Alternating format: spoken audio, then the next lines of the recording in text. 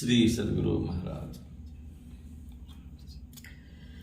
सफेद, काला, हरा, पीला और लाल, इन पांचों रंगों के प्रकाश अंधकार को नष्ट कर दे रहे हैं। वहीं गुलाल के उड़ने से आसमान रक्त वर्ण का हो गया है। पीले रंग का रेशमी वस्त्र झल झल कर रहा है।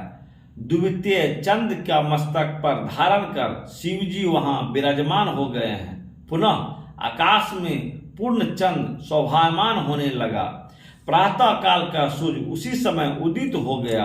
तदनुपरांत मध्याकालीन मार्तंड अत्यंत विशाल रूप से उद्भासित होने लगा। वहां रिद्धि और सिद्धि हाथ जोड़े खड़ी है। देवताओं के समूह उनके विलक्षण गुणों का गायन कर रहे हैं। अंतराकाश में बादल अमृत की धारा बरसा रहे हैं। त्रिकुटी के बीच से प्रचंड नाद का गर्जन होने लगा है। प्रकाश रूप का आवरण को चीरकर सूरत रूपी सुहागिनी भागता पहले से भी अधिक अंधकार की तरफ बढ़ती चली गई।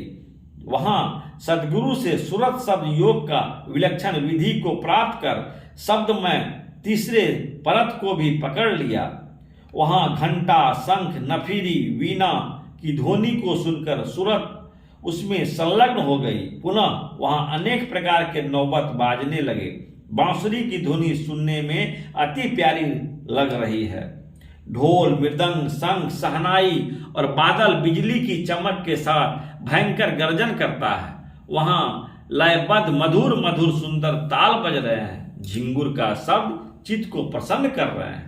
अत्यंत प्रचंड समुद्र का गर्जन हो रहा है। चारों दिशाओं में तुहरी का शोर सुनाई दे रहा है। पखावज बाजा बहुत जोर से बज रहा है। वर्णित ध्वनि को एकमात्र अंदर का कान ही सुनता है। यहाँ ओमकार का प्रचंड महाशब्द होता है। यह आदि शब्द निरंतर ध्वनित होता ही रहता है। इसी शब्द के समग्र विश्व को उत्पन्न किया है और यह शब्द परमात्मा से उद्भूत हुआ है। इस शब्द को करोड़ों बिंदु का प्रकाश सम्मानित है और इसमें करोड़ों शब्दों जाकर विलय को प्राप्त होता है।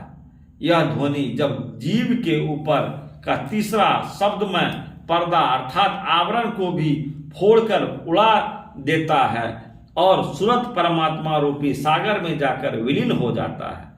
अब फिर वहां कोई शब्द ध्वनि नहीं होता है और न परमात्मा ज्योति का अलावा कोई दूसरा प्रकाश ही होता है। वहां पहुंचकर जीव परमात्मा के साथ एकीभूत हो जाता है तथा वहां माया के उद्भूत अज्ञान मूलक आत्मा और परमात्मा का ज्ञान समस्त भेद समाप्त हो जाता है।